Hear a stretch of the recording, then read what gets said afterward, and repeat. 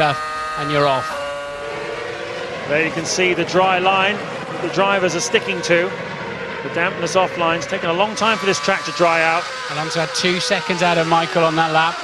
Gap down to 9.7. 4 laps to go here. Jenson Button we're riding on board with now in 7th place. That is Pedro de la Rosa in front of us in the McLaren. What Fernando's got to make sure he doesn't do is sling the thing off the road now in a banzai attempt to catch Michael. Because even at 2 seconds a lap, clearly it's not enough. And but he's still done the fastest first sector of anybody in the entire Grand Prix on lap 53. So Fernando's pushing hard, whatever the rain drop. Remember on Friday the driver was saying amazing amount of grip when it started to rain. I think it's only when the track gets fully wet were they struggling. So at the moment they seem happy out there. It's going to be a close finish, that's for sure. There are the positions relative to grid slots. You see Michael Schumacher started this race in 6th place. There was never any danger of him finishing there, was there? Alonso down 1 from where he started, Fisichella 2. Heidfeld has made great progress, so has Mark Webber.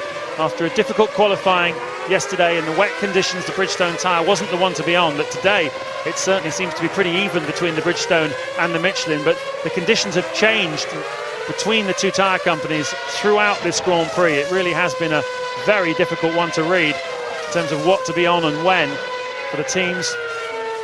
No doubt about Alonso, though, that sticking wheel nut definitely the factor that cost him. He lost him 15 seconds in total in his 2nd pit stop, and without that he certainly would have been on target to win this Grand Prix. It's going to have to go on to Suzuka next weekend and Brazil 2 weeks after that to decide the outcome of the 2006 World Championship. But it certainly looks as though in the constructors Renault are going to take the lead back from Ferrari.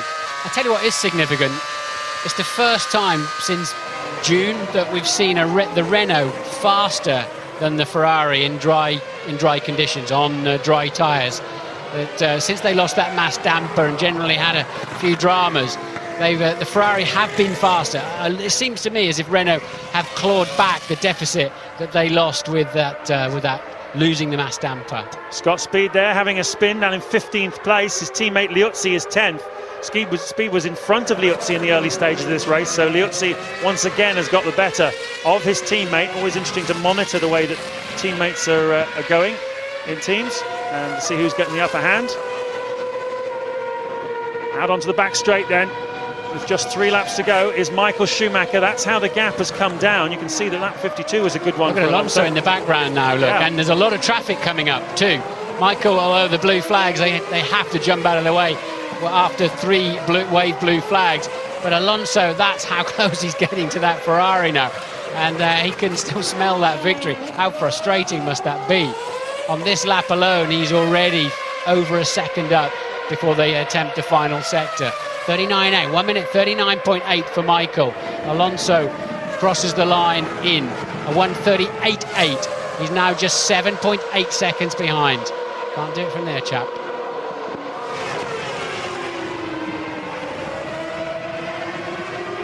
And that's look at the tyre debris on the racetrack. There's so much, as they, we saw all those bald intermediates.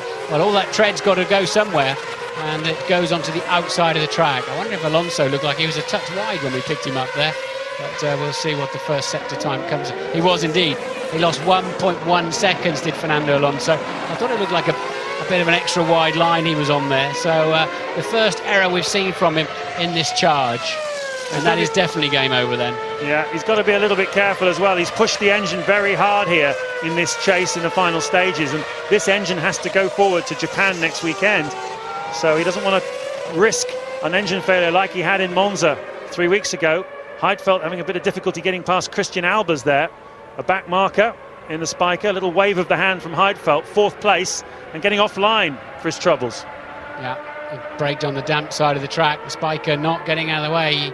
Clearly with Heidfeld, P4, and is that Button going back past De La Rosa too? De La Rosa slips down to 7th, and finally Heidfeld, and now Button's ready to have a go at Barrichello too. He's having a massive charge at the end of the race. Certainly is, riding on board then with the winner of the Hungarian Grand Prix, Jenson Button. 2 laps to go. and he's in 6th place, looking to try and take 5th away from his teammate. Heidfeld is only 4 seconds up the road from Barrichello as well. This is going to be fun down at the end of the back straight if Jensen can keep. He takes a narrow line in there that gives him a bit of a problem. It's where he went off before. And Alonso, you sense, just beginning to. It's raining out there. It's raining. That's why Jensen suddenly caught him past De La Rosa. They're back into the 1-minute 44s. They're struggling to stay on the racetrack. This is another 5 minutes of this, and the whole race would turn on its head. Yep, the whole picture would change, but in fact, it is less than a lap to go to the end of this race. Alonso is the quicker man at the moment in this condition, but it's not by enough to make a difference. You can see him jiggling the front wheel. He loves all that, doesn't he? He's so good at maintaining. We saw him, he left the pits and bolted, didn't he? Fisichella left the pits and tiptoed, and it cost him the lead of the Grand Prix. Meanwhile, out of the final turn, one more lap to go for Button. A little bit slow on acceleration out of turn 16 for Jenson Button. He's lost some ground to Rubens Barrichello on the way down the main straight there. So Jensen found himself in the wrong gear there. These V8s have got a very narrow torque curve, and he was underneath it. Just didn't go anywhere, but traffic comes into play as well. And what is going on? They're all struggling like crazy. Will Jensen find himself some grip around the outside? And no is the answer to that. That's Barrichello on the left. It's Heidfeld in front of us. He's got past Barrichello. Now can he get Heidfeld? Meanwhile, where is the race leader? Michael Schumacher must be close to collecting the victory. I would have thought. Here he comes through the final corner. He started this Grand Prix in 6th place. What an absolutely phenomenal drive by Michael Schumacher. He was helped by mistakes by the Renault team, but it's given him the victory that gives him the lead in the World Championship for the first time this season. Alonso finishes in 2nd place. They are level on points, but because Schumacher's won more races, he is the championship leader. Meanwhile, we've got an almighty scrap going on over 4th, 5th and 6th places. Yeah, this is for 4th then. Fisichella's a long way down the road, although he went off on the last lap. He did a 1-minute 52. But Jensen is feeling really frisky at the end of this Grand Prix, and clearly confident in these really, really difficult conditions. And is he brave enough, though, to sling it up the inside on what will be a damp piece of racetrack? And the BMW's fast in a straight line. He's not that close, but the traffic are going to come into play. This is for P4. Jensen lines himself up, and he tucks him up behind the back marker. Beautifully done. Barrichello comes in behind, hits Heidfeld, and De La Rosa's in there as well. Jensen made his way through, I think.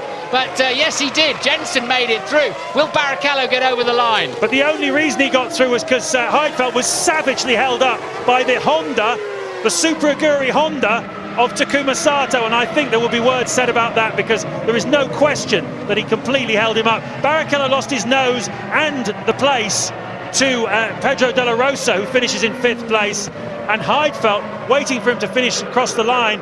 I believe he's gone from 4th to 7th place. There is Michael Schumacher. Fantastic job from you, Michael, as well. Beautiful drive. Great job, Michael. Great.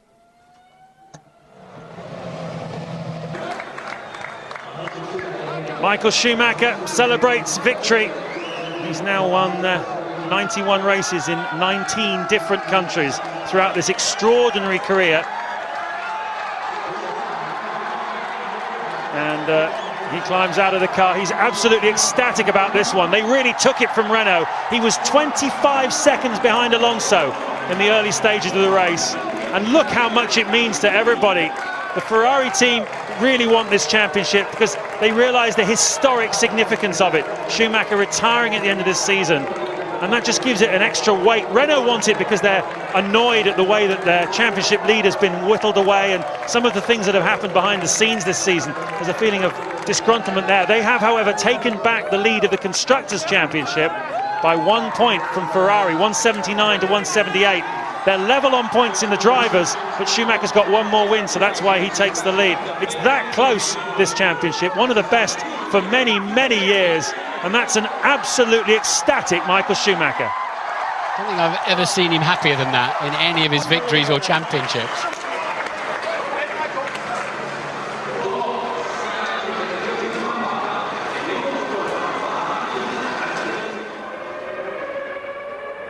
Just beginning to rain hard. They were 10 seconds a lap slower in those last 2 laps. As Well, it, Pat, eventful is certainly the word. Championships just start off with